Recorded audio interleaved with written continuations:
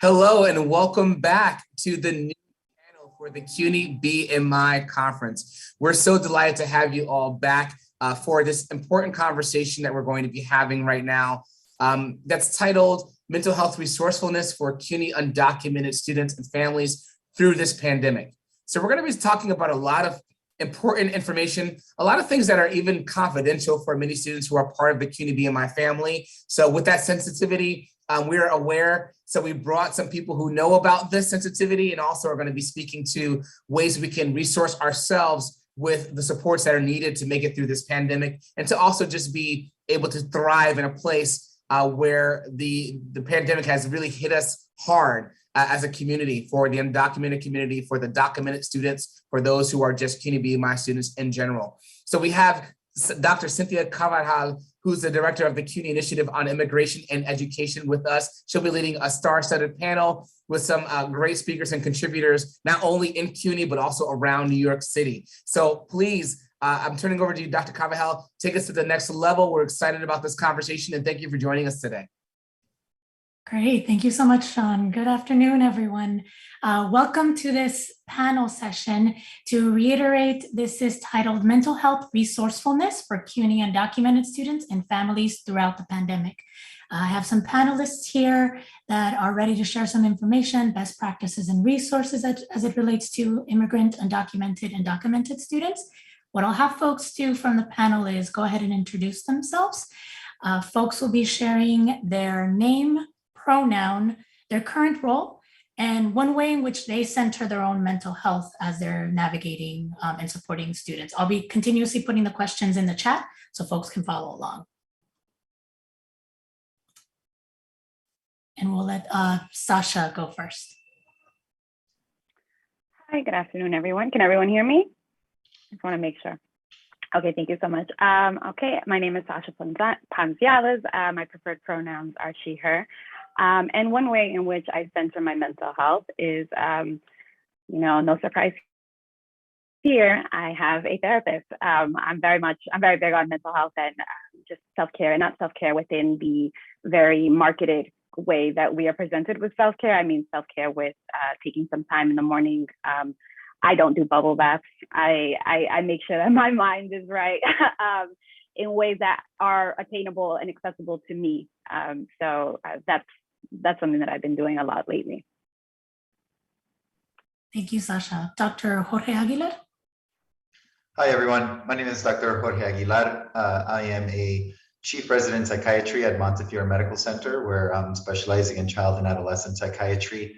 My pronouns are he and him, and I try to center myself every day by exercising. I try to give it at least 30 minutes every day.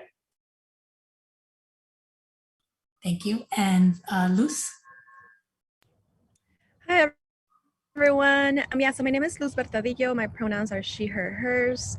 I'm a social worker, and more recently, I've been a mental health consultant for universities. I've been facilitating mental health workshops for undocumented students.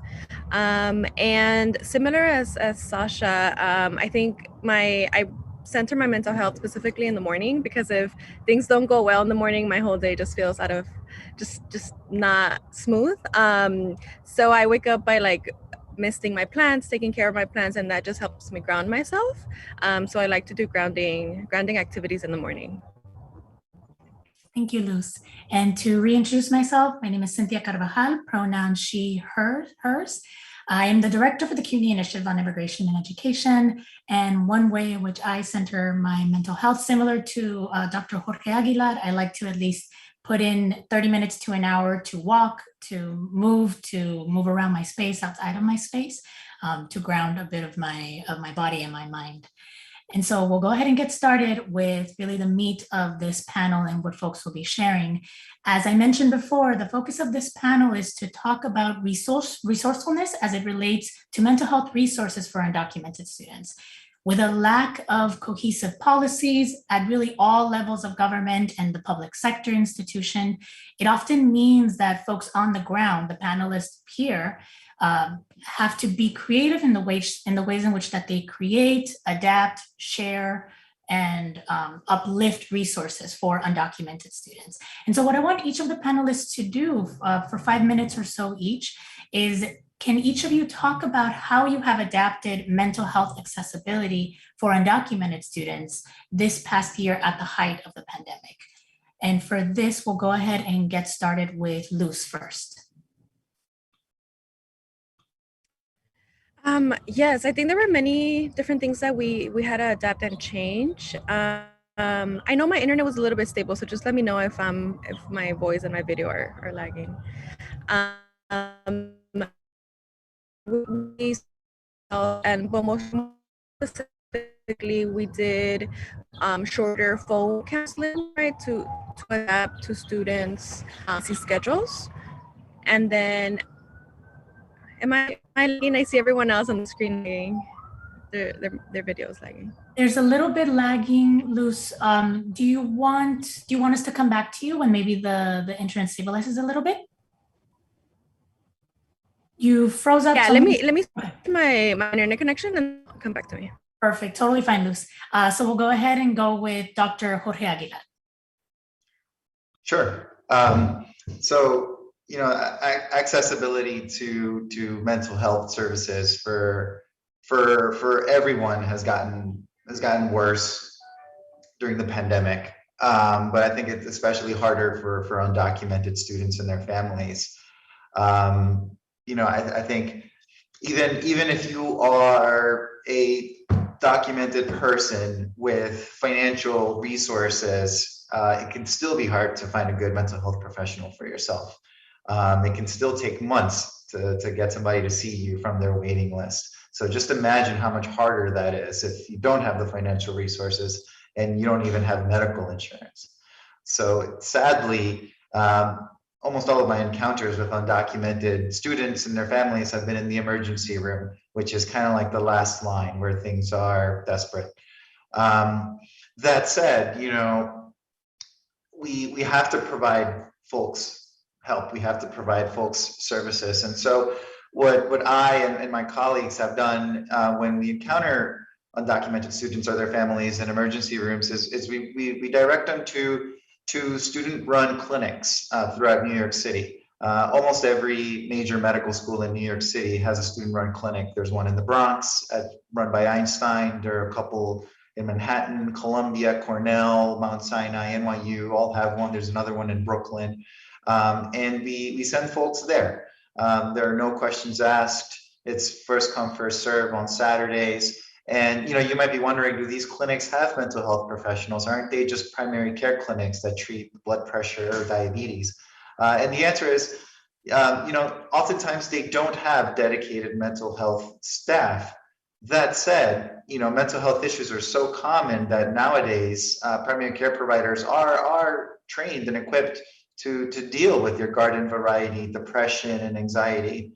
And so they can prescribe an antidepressant, something for your anxiety, something for your depression, and manage it without needing a psychiatrist. And so I've provided a list of these clinics to our moderator to make available to our viewers at the end of the session. They're quite good. I've worked at several of them myself. And the folks there are very much in the know of how tough things can be for folks and want to help. So I hope that it can be useful for someone out there. Thank you, Dr. Aguilar. Yes, as Dr. Aguilar alluded, I have compiled some resources, some clinics, information that may be helpful for you if you're working with undocumented students. I'll be sure to share that in the chat at the end of the session and with folks who are organizing this conference so they can distribute it widely. And so, Luz, how's your internet stability? Are you good to? Yeah, I think does it look and sound better? It does. Okay, I think we're good. Perfect. Yeah, so as I was mentioning, we switched to phone counseling. We also changed our hours, right, to meet earlier in the morning or later in the evening to meet students, changing schedules, especially those that were essential workers and still had to do a lot of the working during the main 9 to 5 hours. And the biggest change that I myself created was I created a virtual group, a virtual group for counseling for undocumented students. And it mainly started to be a group to talk about processing COVID due to, and then immigration legislation, right? Like all the changes that were happening, especially last year. And then it just turned into something more official and something more on a bi-weekly basis, where students really needed that space for only undocumented students to be together and talk about specific topics like identity and love and family relationships and all the different intersections that they live in their daily lives. And then lastly, we also engaged more through Instagram lives, through stories, through posts, because we saw that's something that students were accessing more often than emails, because they were bombarded with emails throughout their, because of their professors, right, because of school and everything else that was virtual. So we did more Instagram related stuff. Thank you, Luz. Sasha, is there anything that you'd like to add to what folks have been sharing? Yes, so just really quickly, I realized that I didn't introduce myself fully. I'm a licensed mental health counselor, and I work in CUNY at Baruch College as a C counselor. So I do have a lot of hands-on experience with specifically to undocumented students and students who have undocumented family members. And just like my peers on this panel, telecommunication is utilized. I think that when you are in public spaces where resources are limited, the best thing you can do is use yourself as a resource, recognize that getting creative with your own self, even though it's a lot more responsibility, is probably one of the best ways we can help this student population. So understanding that they don't have access to resources like mental health, giving these particular students more time, being more flexible with them, understanding that since they don't have access, maybe I can meet with them twice a month as opposed to just, the assigned meetings that we're supposed to have per semester. I believe that when we talk about resources, it's extremely helpful because these things are necessary because we don't have enough of them.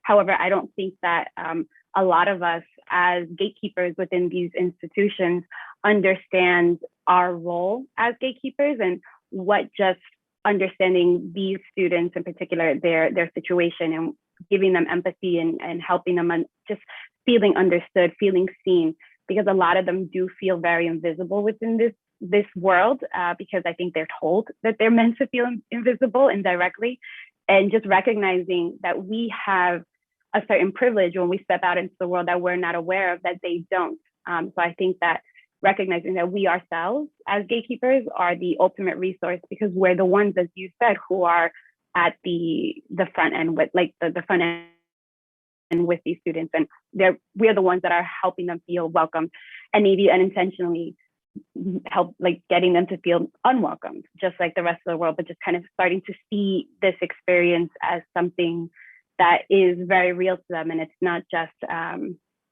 something that we can add up in our minds, like, oh, they're undocumented, but they're in school now because of DACA. Yes, it's a beautiful thing and it's positive, but it comes with so much, especially when we're speaking to the sense of self and how these students are seeing themselves. Thank you, Sasha. And I want to kind of ask a question to expand on this. And I know this is particularly I'm asking Sasha to respond, but afterward, it's definitely open for other panelists to add their intake on it. But you talk about the multitude of identities that undocumented students are navigating, on top of them navigating mental health resources or their access to it.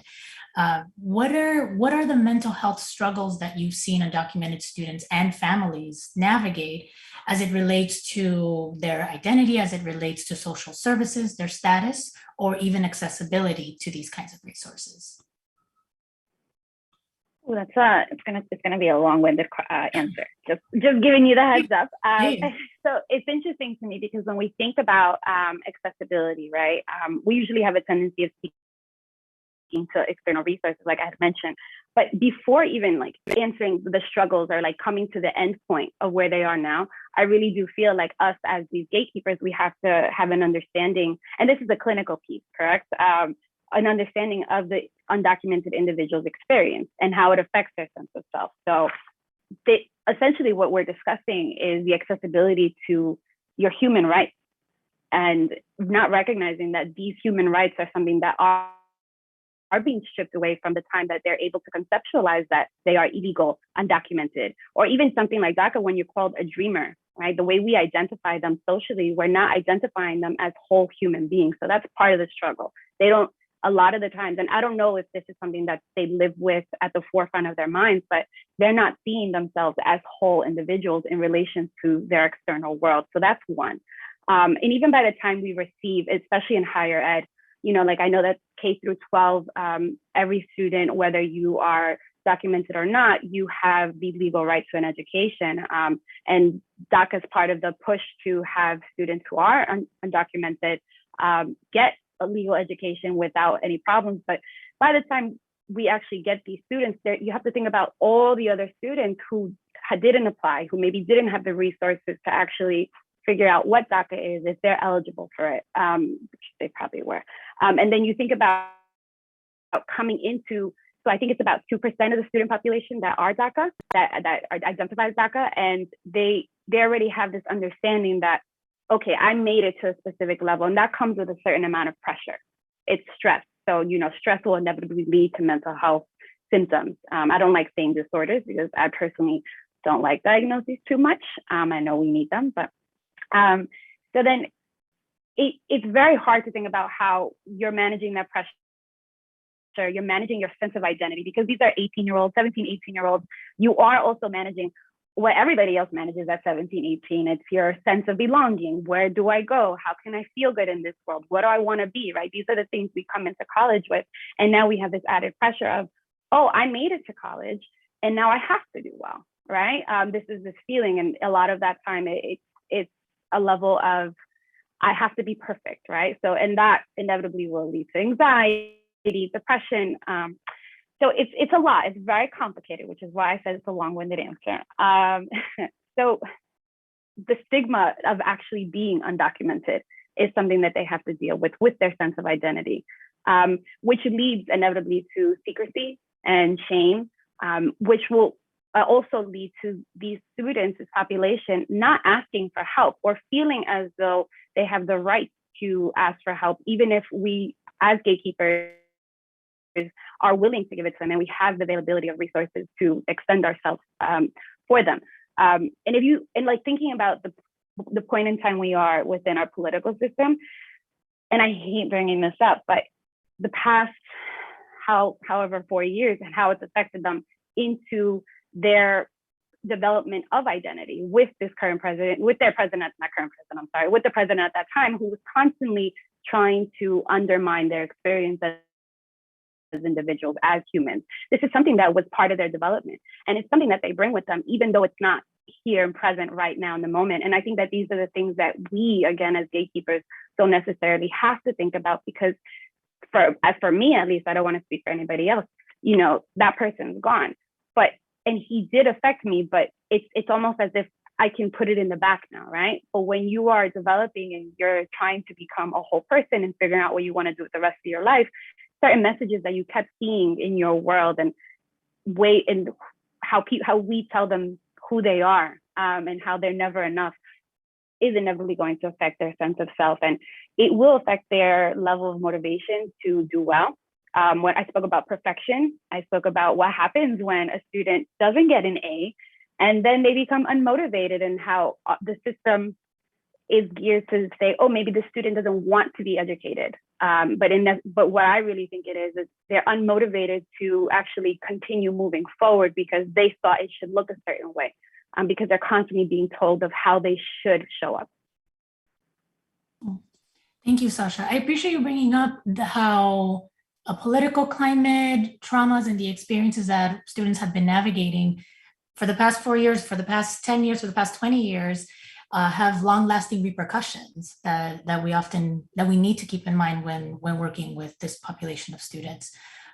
Luz, Dr. Aguilar, is there anything you'd like to add to what Sasha had mentioned?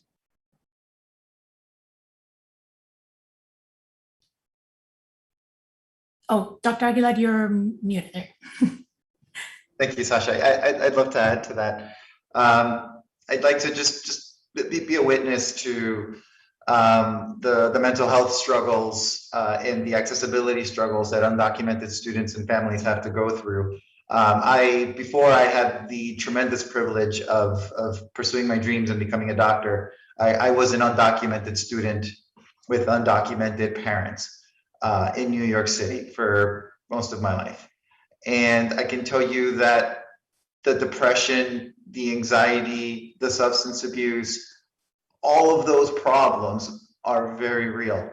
And, you know, these folks with whom I still feel very connected live in a unique world that is incredibly stressful, where you are uncertain about your future. You don't know whether your parents are going to get caught and deported, whether you're going to get caught or deported. How are you going to pay for college? They're very real. It makes you so afraid, so stressed, that I remember I never went to a dentist growing up. I think I went to a dentist for the first time in college, because how are we going to afford it? It's not a necessary thing, we thought. I only went to the doctor when it was urgent or required by the school. Otherwise, we didn't do it because there was the fear of getting caught, and how the heck are we going to pay for it? And so even less so, like in retrospect now, would we seek mental health help because of the stigmas associated with it. So I just wanted to be a witness to those struggles. And I can only imagine how much worse they've gotten during the pandemic.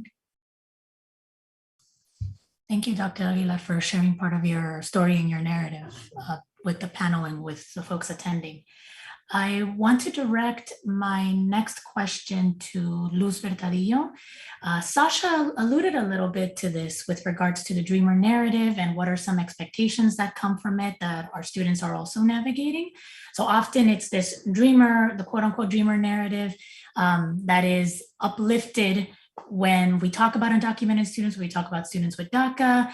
It highlights this narrative of resilience and hard work and pushing through and perseverance that has shown to have a negative impact on our students' mental health.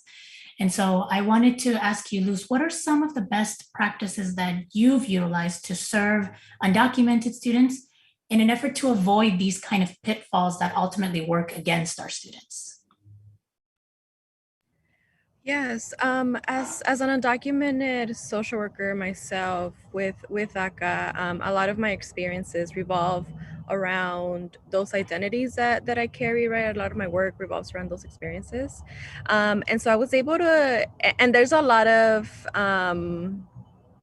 pitfalls, right? To a lot of ways to avoid these pitfalls, but I was able to summarize it to 2 do's and 2 don'ts, right? Just to wrap it up. And so one of them is normalizing not being okay. And as Cynthia mentioned, right, when with this dreamer narrative, we expect students to be overachievers. We expect undocumented students to be resilient and be so amazed about all the things that they've gone through, but that has a heavy toll on them, and the stress and the pressure to not only survive for themselves but take care of their families, right? And then also these social expectations. And so at least when students would come in to see me, and we would start our sessions, by asking, how are you doing? And the typical response of like, oh, I'm doing good. I would pause them there, and then ask them again, how are you really doing? And during these next 45 minutes, hour, you are allowed to not be okay. You're allowed to not have to be strong. And just setting the tone that way when initiating a conversation with undocumented students allows for them to be like, okay, yeah, you're right, I don't have to be okay right now, even if it's just for these 45 minutes, right? Maybe once I get out of here I have to be okay, but at least for right now I don't have to. So normalizing that, right? Like normalizing not being okay. Another one is sharing power. As educators, as clinicians, as administrators, right, we have a lot of power. And so, but I would share some of that power, right?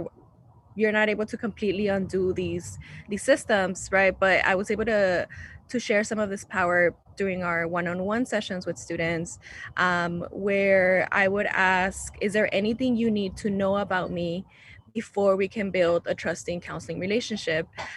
And this question in particular allows me to not overshare, right? To not go into details about myself or about my identities that maybe students don't care or are not interested or are not, or don't fit with the conversation or with our relationship, right? And it also allows students, you know, whatever their curiosity or their needs about me we're able to just talk about it and have sort of like an equal playing field in the beginning, for them to know what identities are important about me that they need to know, right? And then it allows for the wall to calm down a little bit, because we're able to create trust by me also being vulnerable with students, right? They're going to be, especially since I do one-on-one sessions with students, they're going to be really vulnerable throughout their time with me. And so the least that I can do is at least be vulnerable with them in the beginning, right? At least set that tone. So those are two of the do's, right? Like normalizing not being okay and sharing power. One of the don'ts is don't put undocumented students in a box, right? They all don't have the same stories. They all don't look the same, especially a lot of like immigrant resources or immigrant spaces are very Latinx focused, very Spanish centered, and that's and you know there's some documented students that look all kinds of ways, right? They all don't just look like me, and so they all have different needs, right? They all don't identify the same way, as we talked about the dreamer narrative, right? Some may identify as dreamers, some don't, right? Some may not want to identify as undocumented because that might feel too they might be feeling like they're too exposed, right? So they might just identify as an immigrant. There's so many ways students identify, and so with this in mind, right, like not assuming that you know everything about undocumented students, no matter how many years you have worked with them, no matter how much you have studied about immigration, right? Like it's we will never know their experiences better than they do.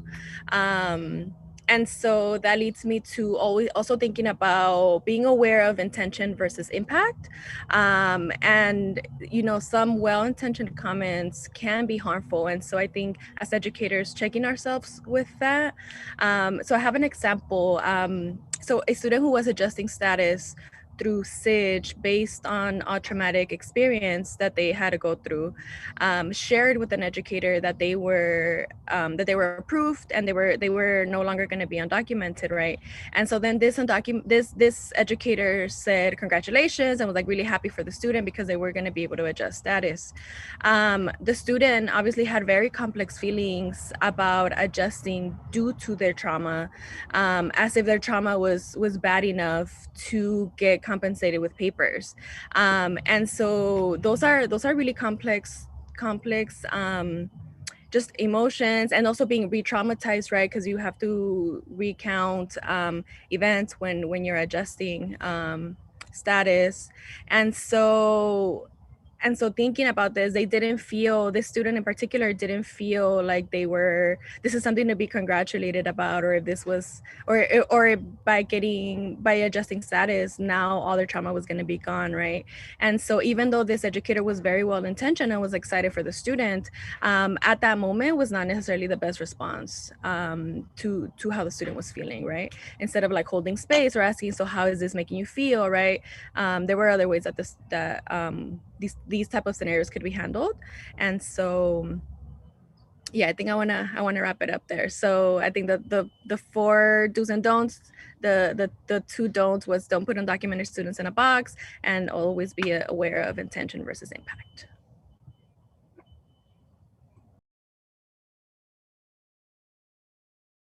I wanted to make sure I wrote it down and put it in the chat for folks. But thank you, Luz, for sharing all that information, some core ideas that folks can take this and move away from and utilize in their professional spaces. To clarify for the audience, SIDGE is a special immigrant juvenile status. So it's a visa that you can apply to, that a student or someone can apply to if they're under the age of 21. And as Luz said, they've navigated or experienced a traumatic experience in their life, or have been abandoned in whatever way that's identified by the individual, but abandoned by one or more of their parents. And so this may be helpful for this group, for if you're engaging with students who have shared some of these experiences that could connect them with a lawyer to see if they could qualify for this.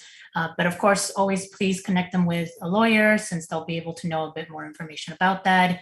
CUNY has CUNY Citizenship Now, as well as other nonprofit free opportunities like on local and community-based spaces that can provide free legal services. And so we'll go ahead and, actually I want to open up to Dr. Aguilar and Sasha, if there's anything that they'd like to add with regards to best practices to center students' needs and resources.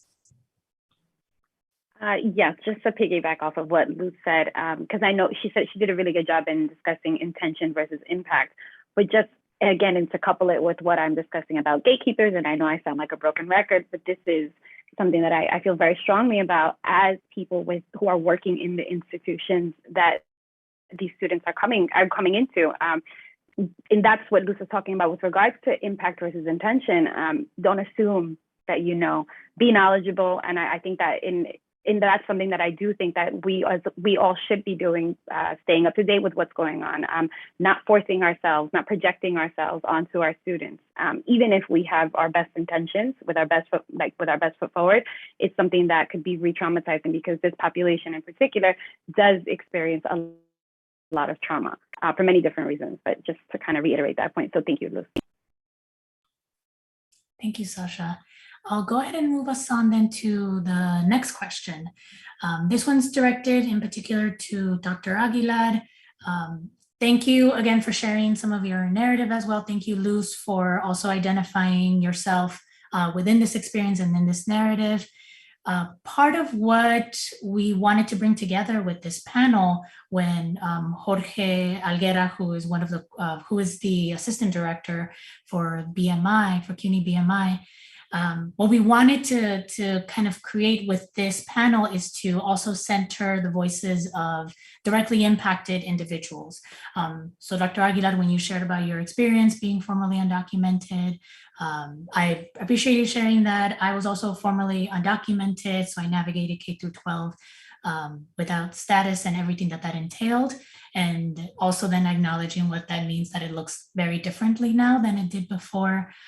Especially since I was in a different state. But what I wanted to ask you with regards to that idea of centering directly impacted voices is that often social and economic barriers violently limit the ways in which directly impacted voices, undocumented voices, documented voices, immigrant voices can enter spaces where policies are being written and negotiated.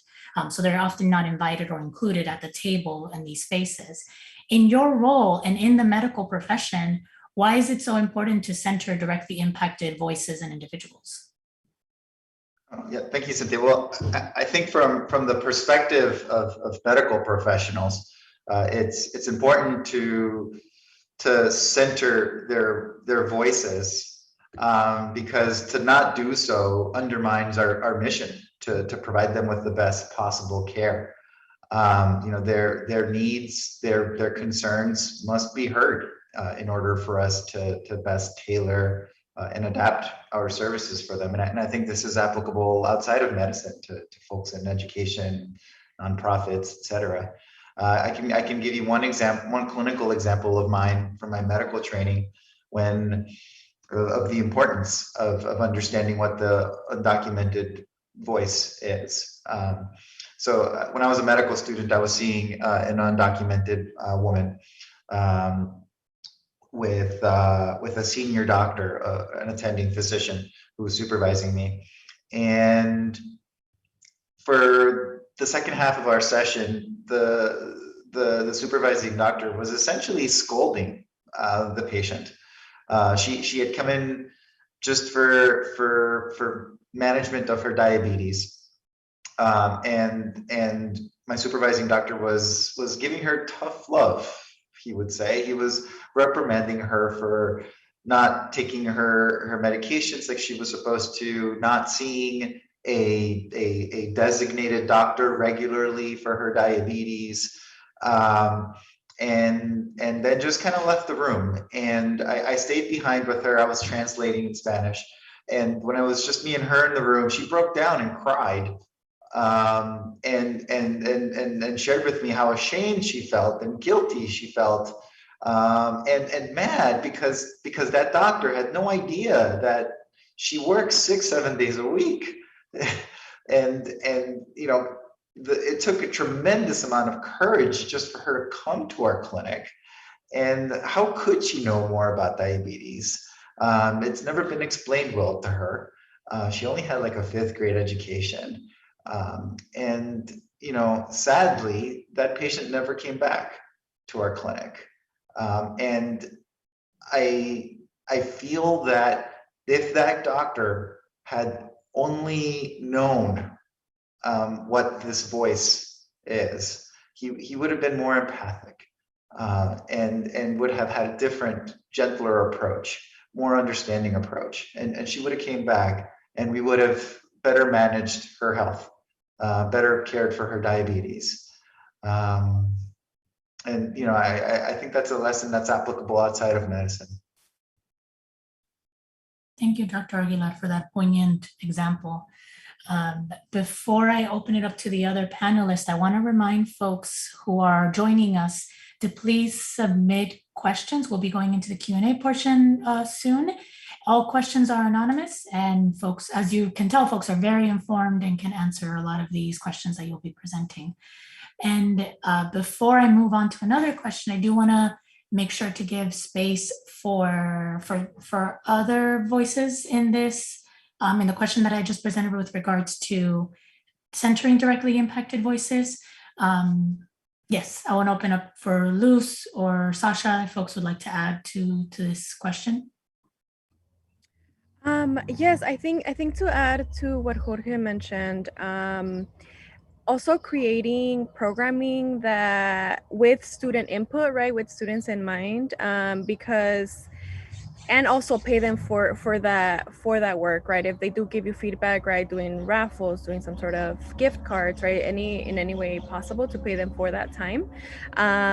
For example, when we were creating the virtual group sessions in at the Immigrant Student Success Center at John Jay, we had specific topics in mind that we wanted to have these sessions to be about. But then once we created a survey for students to give us some feedback, we were able to find out that students wanted to talk about Undocumented. Like that was a topic that was really popular. That students just really wanted to talk about Undocumented joy, right? Like there were all these other topics that because of the pandemic and because of all this like political turmoil, like we were thinking about, our mind was somewhere else, right? Thinking about other topics. But then once we were able to do the survey, which we compensated students for, we were able to get a lot more insight into what students' current needs were. So I think that's just also the important part of always centering student voices, right? Undocumented student voices in the programming and the work that we do. Thank you, Luz. Sasha, go ahead. Absolutely. So this will be really quick. I've been fortunate enough to attend the People's Institute for Survival and Beyond's Undoing Racism training. And in the training, they talk about, they do a footprint of communities and what our communities as an immigrant communities, low SAS communities, what they actually look like. And what we see a lot of the time are outside resources coming into the community helping us, right? But the community never has a say in how they receive help. So just to point out, I think that the reason why it needs to be centered on these specific individuals and their own experiences, because if we, the people who have been impacted by it or were a part of, identify as this population, aren't the ones creating the policies or helping move it forward, other people are going to do it for us with their best intentions in mind, but it is going to be reharming. So we might as well be the ones who are in front in line. Thank you, Sasha. To kind of help summarize what folks have been sharing, the importance of centering directly impacted voices is so that we're approaching our work with a sense of understanding and empathy, we are valuing the labor, both intellectual, physical, and whatever manifestation, emotional, that directly impacted voices provide through compensation. And we're also making sure that we're involving different facets and different identities and different experiences that students are navigating. We're going to jump into the Q&A portion really quick, but I wanted to present one final question to the panelists before we take questions. This question alludes to what folks have been talking about throughout, but I think is providing an opportunity to reiterate it or to highlight or to provide another example as folks were sharing and talking throughout the panel questions. And so that question is, what is a misconception that you would like individuals who work with undocumented students to know and undocumented families to know in order to prevent harm and negative impact to the individuals that they serve? And so this one's open to whomever would like to jump on it first. I can go first. I think one big misconception is that undocumented students do not have to be saved, right? In fact, they have the capacity to lead and are experts in their own experiences. What they need are fierce allies and accomplices, and I think it's good to remind folks that, you know, most change in the immigrant movement has been led by undocumented queer youth. They are the ones that have led us through create real change, and so just looking to youth to lead, right, to tell us where we need to do the work would be really helpful. Thank you, Luz, for that reminder. Do any of the other panelists, would you all like to add anything to this question? Yes, I definitely would. I think I alluded to it earlier in one of my responses, but I do really believe that there's a misconception for undocumented students, and as well as students who are first gen and they have undocumented family members, that they have this opportunity, and if they don't take it and just kind of like go running with it, then there's something wrong with them, right? Because our culture is very individualistic, so we just kind of put it on them as like, oh, they're lazy, they don't want it enough, they were given an opportunity, and oh, they don't want to take it. But I don't think that's what it is. I think that we have to start recognizing that mental health plays a huge portion when it comes to identity, when it comes to fears, and how feeling fearful of even stepping out of your house is going to affect how you do everything in this world. And that we don't, and if you don't have that experience, you're not going to be able to access that, and you're not going to be able to understand it. And the best thing you can do is meet them where they are. And this is something that we get taught in like first day in our training, right? You meet your client or you meet whomever it is that you're talking to exactly where they are. And it takes you as that person to break down a lot of your preconceived notions of the world and what you think, and recognizing that, sorry to say, but we don't know everything, and that's okay. Thank you, Sasha, for the reminder. Dr. Aguilar? Sure. You know, one misconception that I've seen out in the world that I don't think anybody viewing this has, but it unfortunately exists, is that these folks are any less American than everyone else. That these folks are any less worthy of dignity or any less worthy of an opportunity to succeed than the person next to them. And unfortunately, there are people who view it that way. And so we must be the beacons of this message. Thank you, Dr. Aguilar. One professor that I had in college phrased it as the coincidence of like your birthplace. That it's so random, but we create so much importance to it, and so much, we add so much like quote unquote humanity, and how we're defining humanity in that sense, or value or worthiness, on the coincidence of where we were born. So thank you for highlighting that as well. I'm seeing some questions coming in through the chat. One in particular, someone from the audience who is a college and career coordinator with the Department of Education, asking for some free mental health clinics or resources in Queens for undocumented students. So Dr. Aguilar provided me with a list of free clinics in New York City that undocumented students and their families can attend.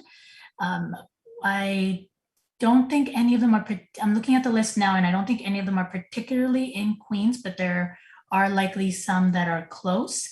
I can share this list and also the other resources that Luz and Sasha shared with me with Jorge and Sean, so they can distribute to the participants of this panel if that works for folks. Another question, overall the undocumented narrative revolves around Latinx/Hispanic diaspora. Do we think this is a matter of media doing, colorism, or both? There are hundreds of thousands of Black undocumented folks, but they seem to fall through the cracks. How do we support this group?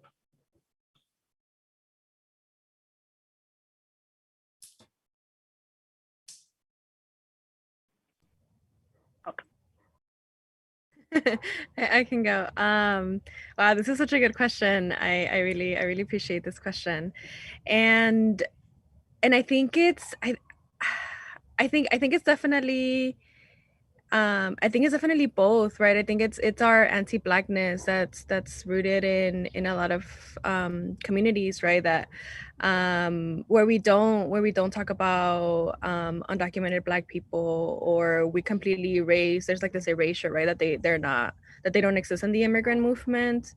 And I think it also has to do with like Latinx folks being closer to whiteness, right? Like and being more palatable sometimes in that way, right? When it comes to immigration, like reform or immigration changes.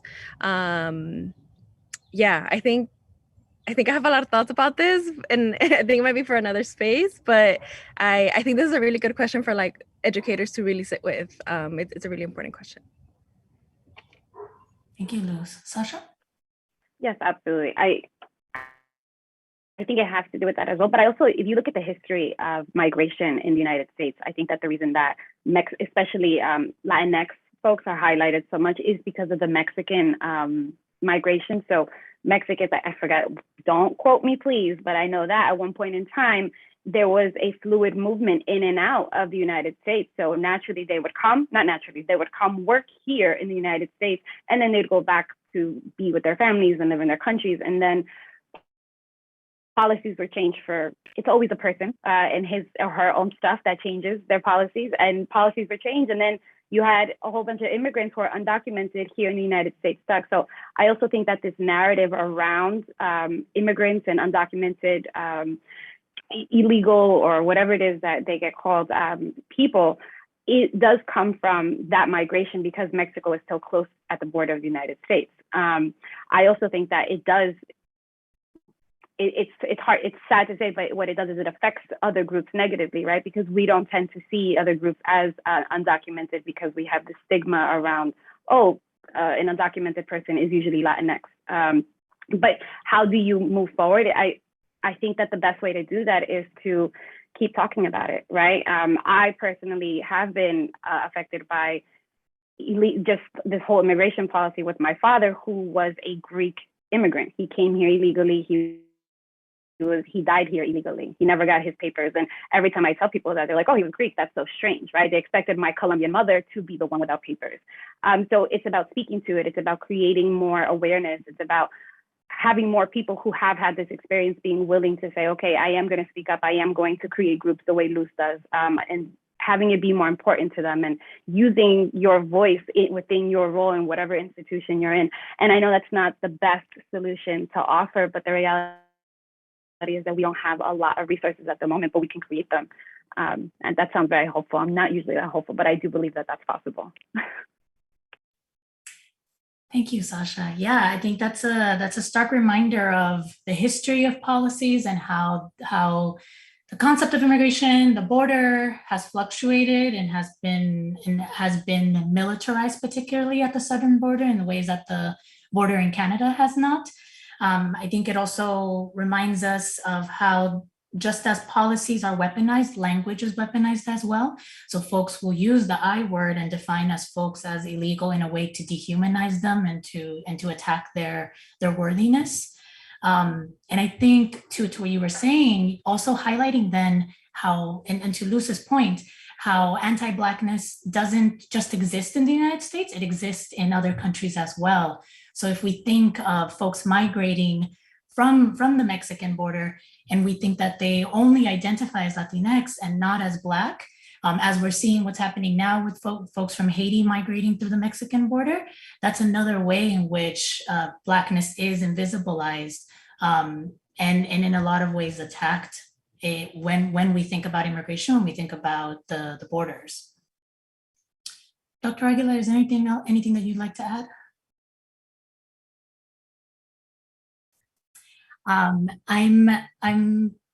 Let me see if there's any more questions from the audience.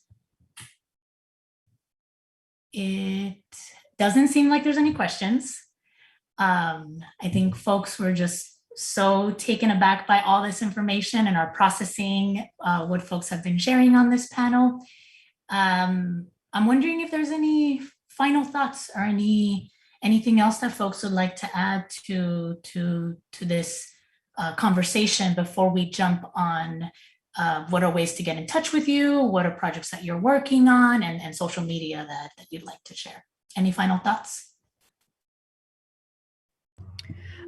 Yes, I think having worked with educators at different capacities and at different power levels, I think it's important to also just approach undocumented students without being afraid of making a mistake, right? Because I think oftentimes educators might feel maybe intimidated or might be like, I'm not really well informed, so I don't know how to help.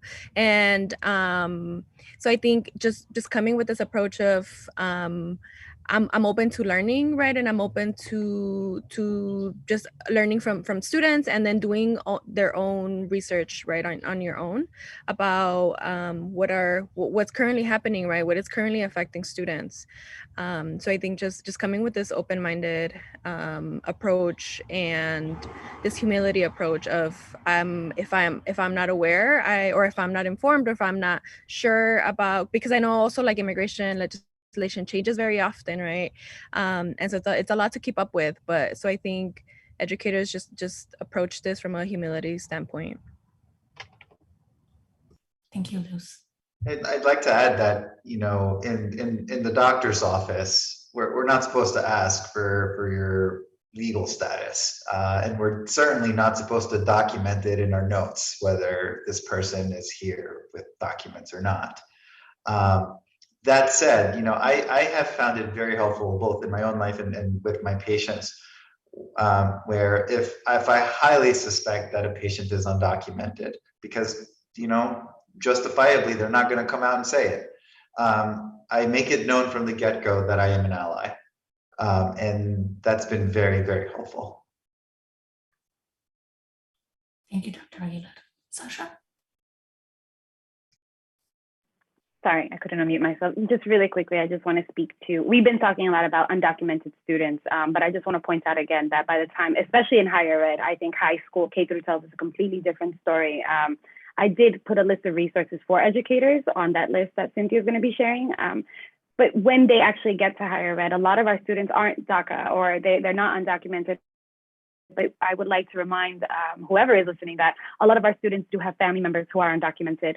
And even though they may not be going through it, culturally speaking, for just because of where they come from or whatever homes, probably because they live in multi-generational homes, they are being directly affected by the family member's case. I have a lot of students who they may not be undocumented themselves, but they come into my office or Zoom at the moment crying because the stressor of, oh, my mom and my dad, I'm not sure if they're going to be here. I have to take on the responsibility of taking care of my siblings. I have to be the one to translate. You know, there's a thing within especially that I can only speak to the Latinx because this is culture, because this is where I worked to get my hours. There's a thing where a lot of us are lied to by these quote unquote notarios is what they're called, right? And they pose themselves as lawyers to get the documents, and they just take the money because they're taking advantage of a population that doesn't know, right? They're not fully educated on this. So these are the things that our students are going through, and just to keep this in mind as well as barriers to education. Again, because it's not just, do you want an education? Because yes, I think that if you were to ask anybody who's in this country, or just New York State, I can only speak for us, or city rather, they're going to tell you yes, because that is the way to have access, right? But there's so many other barriers that they themselves can't see. So I only hope that us as gatekeepers will keep that in mind and recognizing that, okay, how, like, there are ways to help our students aside from just academic advising. There's so much more to a human being and their experience in higher ed. Thank you, Sasha. I know there was one more question posed in the chat, but we don't have quite enough time to get to it. But it seemed like it was particularly directed at Luz about the Undocu work that you've been doing, the sessions. So Luz, can you actually share how folks can get in touch with you? What are ways in which they can see some of this work that you've been able to create? Yes, I'm excited that people are interested in Undocumented because it's a underrated topic and conversation that just happens in this country. But yeah, so I'm gonna share my email on the chat box. But I've been facilitating, like I mentioned, I've been facilitating workshops with different universities and different nonprofits for undocumented students, and the topics around, so specifically Undocumented revolves around the complexities of undocumented student or undocumented people navigating romantic and platonic relationships, of when do you share status, right? Or the pressure of you're only marrying for papers. So it's a conversation around this, the complexity of you're not just dating like everyone else is dating, because there's so many more layers to dating or to creating intimate relationships. And yeah, so this is a topic that is really interesting. And there's, if undocumented students, where every time I've held this workshop, they have a lot to say about this because it's not talked about. But yeah, so that's the project that I'm currently doing. It's an DocuChats collective that I've started. And so I work, like I said, I work with different universities and nonprofits to host these workshops, whether it's a one-time or a more continuous programming for undocumented students. Thank you, Luz.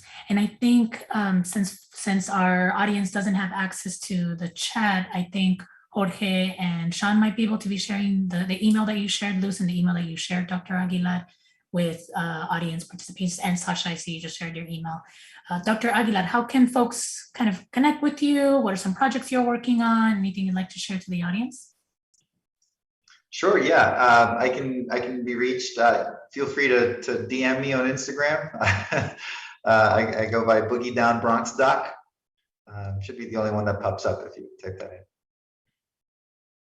Thank you. And if I may, just because you shared it, Dr. Aguilar, and I went to look for it, you were recently highlighted in Humans of New York, so folks can find a bit more information about you there. That's right. Yeah, it was a Humans of New York story a couple of weeks ago. Yeah. Thanks. Sasha, what would you like to share? I'm currently just doing speak, definitely wanting to open up my own private practice, but that's in the working, so I can't share anything at the moment, but I did put my email in the chat. Excellent, thank you. And then if you'd like to connect more with the work of the CUNY Initiative on Immigration and Education, we are on all social media platforms at CUNY IIE in either Twitter, social media, Twitter, Instagram, or Facebook. And I'll pass it on to Sean. Thank you so much. Wow, what a powerful conversation. Real quick note, that's how we found Jorge Aguilar. We actually saw him on Humans of New York and reached out. I don't know how we reached out, but my colleague Jorge Aguilera reached out to him and found out they had some things in common, all the way down to the country that their families are both from. And it was so crazy and coincidental that we were like, we have to figure out how to get this man in this room. So we're so excited that this conversation has happened. Many of you have, Cynthia, Jorge, Luz, Sasha, thank you. Your contributions to our community mean so much. And it also helps us know how to actually protect each other. I love a couple of quick takeaways. The idea that, number one, we just mentioned upfront, I am an ally. So if you have a student in your life who is undocumented or might have a sort of a challenge and you kind of sense something's going on, just identify as an ally upfront. Don't wait for something to have to be told to you. Just go ahead and announce yourself as an ally up front. Also love the idea that no matter where you are born, you're not any less American.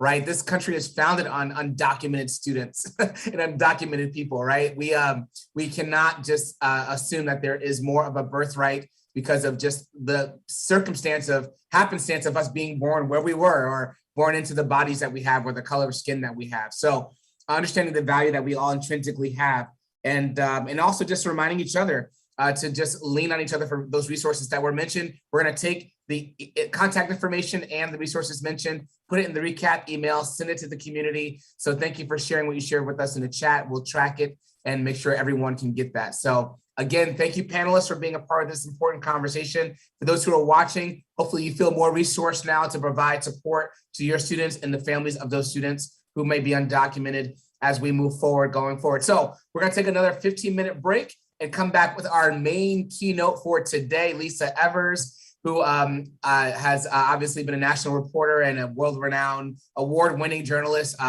leading the street reporters. So we're gonna take a little quick break for 15 minutes. We'll see you in about 15 minutes after the hour. Luz, I know you're in California, it's still morning to you, so enjoy your morning. The rest of us are gonna enjoy our afternoon and our evening, and we'll see you all very soon. Thanks so much and take care.